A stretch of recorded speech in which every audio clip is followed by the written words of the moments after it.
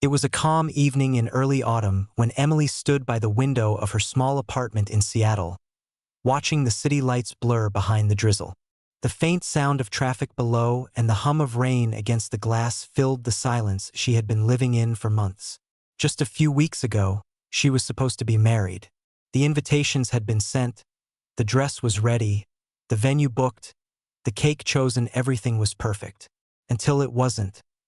She could still remember that night clearly. The night everything fell apart. Mark had shown up at her door, his eyes restless, his voice trembling. He said things she didn't expect to hear. That he wasn't sure anymore. That he felt trapped. That maybe this wasn't what he truly wanted. And just like that, their engagement shattered like glass. The man she had loved for 5 years, the one she had imagined her entire future with, walked away. In the days that followed, Emily's world became quiet, painfully so. Friends called, her mother visited, but she barely spoke. She had given her all to that relationship, her heart, her dreams, her plans, and when it ended, she didn't know who she was without it. She avoided the places they used to go, deleted their photos, and boxed away the engagement ring she once adored. Mark, on the other hand, tried to convince himself he did the right thing. He told himself he needed space, that maybe love wasn't meant to feel like pressure. But no matter how far he tried to run through long drives, endless work hours, and meaningless nights with friends, her face kept returning to him.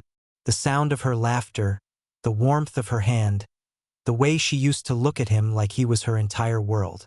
He missed that. He missed her. Emily decided to rebuild herself. She joined a local art class, something she had always wanted to do but never had time for. She began painting, letting her emotions pour onto the canvas, the pain, the anger, the longing. Slowly, she started to heal. But deep down, there was still a space inside her heart that refused to close. Because love doesn't vanish overnight. 3 months later, their paths crossed again. It was at a friend's birthday dinner, an event Emily almost skipped. But fate has a strange way of working. When she walked into the restaurant, her heart skipped a beat. Mark was there. He looked older, tired, like life hadn't been kind to him either. Their eyes met for just a moment before both looked away. Throughout the evening, they exchanged polite smiles and awkward glances. When the dinner ended, Mark walked up to her outside the restaurant. The air was cold, the street lamps casting soft golden light around them. "Emily," he said, his voice uncertain, "can we talk?" She hesitated but nodded. They walked along the quiet street, the city alive in the distance. Mark spoke first. "I owe you an apology. I didn't realize how much I hurt you until I had to live without you." Emily stayed silent, her eyes glistening. "I thought I needed freedom, but what I really needed was to understand what love means. And love isn't about running away when things get hard." Emily's voice trembled as she spoke. "You broke me, Mark. You didn't just walk away from an engagement, you walked away from us. That I know," he whispered. "And I'd give anything to undo that. I was scared of the future, scared I'd fail you. But the truth is, life without you feels empty. Every day, I thought about calling, but I didn't think I deserved your forgiveness." Emily looked at him, her heart torn between anger and the undeniable love that still lingered.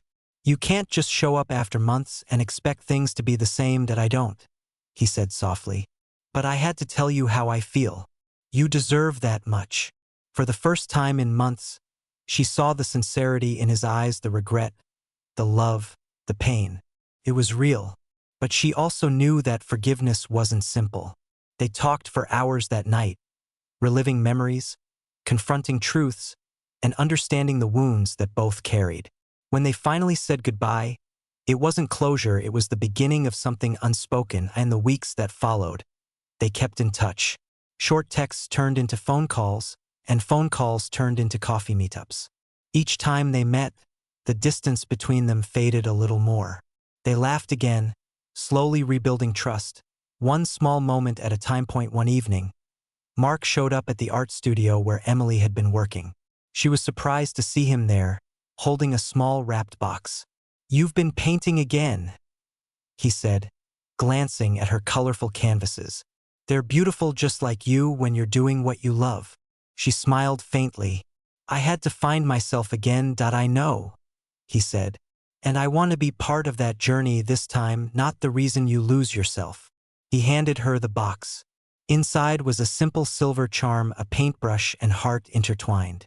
"I don't expect things to go back to how they were. But maybe we can start fresh, no labels, no pressure. Just us." Tears welled up in her eyes. "You really mean that?" He nodded. "More than anything." That night, for the first time, Emily didn't feel the pain of the past. She felt hope. A quiet, gentle hope that maybe love could be reborn, softer, wiser, and more patient than before. Months passed, and their relationship slowly found its rhythm again. They went on long walks, rediscovered little joys, and learned to communicate better. Mark made an effort to show up, to listen, to understand, to love without fear. Emily, on the other hand, learned to open her heart again, not blindly, but bravely. Then came a spring morning, a year after their broken engagement. Mark invited her to the same lakeside park where he had once proposed. The place that once symbolized heartbreak now felt like renewal. As they stood by the water, he turned to her with trembling hands and said, "Last time I asked you this question, I wasn't ready. But I am now completely. Emily, will you marry me? Not because I need to, but because I want to build forever with you." Tears streamed down her face as she smiled. "Yes," she whispered. "This time, I believe it." Their second engagement wasn't grand or fancy. It was intimate, filled with laughter and tears, surrounded by the people who had watched their story unfold. And this time, they didn't rush. They took their time, planning not just a wedding, but a marriage built on trust and understanding. On their wedding day, as Emily walked down the aisle in her simple ivory gown, she caught Mark's eyes. The same eyes that once held uncertainty now glowed with love. When they exchanged vows, their words carried the weight of everything they had endured. They weren't just promises, they were lessons learned, wounds healed, and a love rekindled. When Mark whispered, "I'll never take us for granted again," Emily smiled through her tears. "I know," she said softly, "because we've already been broken and we chose to rebuild." Years later, on quiet Sunday mornings, they would sit on their porch, coffee in hand, watching the sunrise. Sometimes, Emily would think back to the night he walked away and realize that maybe some love stories need to break before they can truly begin. Because in the end, love isn't about perfection, it's about forgiveness, growth, and finding your way back to the one who feels like home. And for Emily and Mark, home was always each other. The early days of marriage felt like a quiet dream for Emily and Mark. They moved into a small house just outside Seattle, a cozy white cottage surrounded by maple trees that turned golden every autumn. The neighborhood was peaceful. The air smelled of rain and pine, and the mornings were filled with the sound of birds and the scent of fresh coffee. It was everything Emily had once imagined, but more than that, it was real. One evening, months after their wedding, Emily found an old box in their attic filled with wedding invitations from their first engagement. She held one in her hands, her heart tightening as she remembered that painful chapter. Mark walked in quietly, seeing the card in her hands. "You kept them?" he asked softly. She smiled faintly. "I thought I threw them away. Maybe I couldn't let go completely." Mark sat beside her, taking her hand. "I'm glad you didn't, because it reminds us how far we've come. We broke once, but look at us now, stronger." Tears welled in her eyes, but this time they were tears of peace, not pain. "I never thought I'd get this version of us," she whispered. "You were always the reason I became this version," he said, brushing her cheek gently. Their love deepened not through grand gestures, but through small, ordinary acts, shared meals, evening walks, comforting silences, and the way they looked at each other when words weren't needed. As time went on, they started talking about building a family. It wasn't a rush. They wanted to make sure their foundation was strong. A year later, when Emily found out she was pregnant, she cried not out of fear, but out of gratitude. Life had given her back everything she thought she lost, and more. Mark was overjoyed, though secretly terrified. He wanted to be perfect, the kind of father who never failed his family. He attended every doctor's appointment, painted the nursery yellow because Emily said it felt like sunshine, and read every parenting book he could find. He had once run from commitment, but now he was running toward it with open arms. On a crisp winter morning, their daughter, Lily, was born. The moment Mark held her, something inside him changed forever. Emily watched him cradle their tiny daughter, tears rolling down his face, and she knew the man who once feared love now lived for it. The following years were a whirlwind of laughter, sleepless nights, and memories that stitched their hearts even closer. Emily painted portraits of their little family, while Mark expanded his business. Their home grew warmer, filled with the sound of Lily's giggles echoing through the halls. One evening, when Lily was about 4, Emily walked into the living room to find Mark teaching her how to draw little hearts on paper. He looked up at Emily and smiled. "She's got your creativity." Emily laughed softly. "And your stubbornness."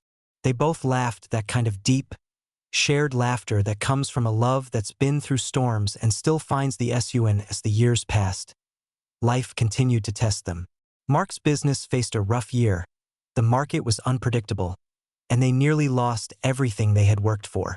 There were nights when stress filled the air and arguments flared. Emily, who had once been fragile after heartbreak, now stood strong beside him. She reminded him that they had survived worse, that they were unbreakable now. One night, when he was sitting outside, head in his hands, feeling like he'd failed, she came out with 2 mugs of coffee and sat beside him. "Remember when we thought love was about everything being perfect?" she said quietly.